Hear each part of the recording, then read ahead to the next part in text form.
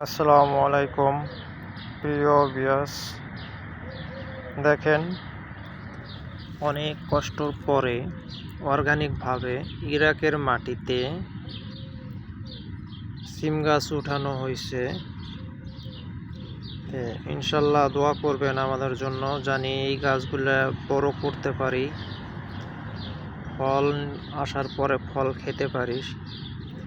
অনেক একটা কষ্ট করে ইরাকের মাটিতে গাছ উঠানো।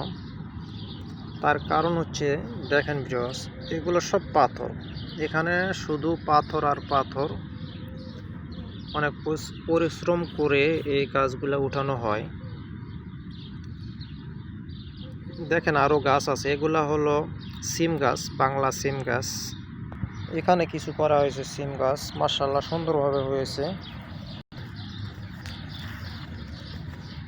এই যে এখানে লাউ গাছ, বাংলাদেশি লাউ গাছ, আমাদের দেশি। এইটা হচ্ছে বাংলাদেশি মিষ্টি কুমড়া। মানে প্রবাসের মাটিতে নিজে কাজ করে খাওয়া যে কত একটা আনন্দ সহিত, যারা প্রবাসে থাকে তারাই বলতে পারবে। ইনশাল্লাহ দেখবেন, এই যে এটা হলো সিম গাছ। তারপর আপনাদেরকে দেখাচ্ছি যে কতটুক পাথর।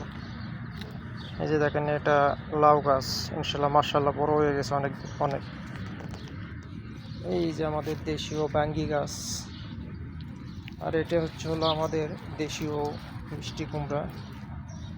এখানে আছে লাউ, এখানে আছে সিম। তো মাশাআল্লাহ অনেক সুন্দর একটা পরিবেশে হয়েছে।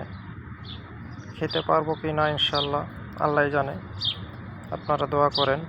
আর কি জন্য বললাম আপনাদেরকে কষ্ট, দেখেন এরকম পাথর আর পাথর এখানে কম, কিন্তু এগুলাতে পাথর সরিয়ে অনেক কষ্ট করে মাটিগুলো খুদে তারপরে এই গাছগুলো রোপণ করা হয়েছিল আজ থেকে 1 মাস আগে।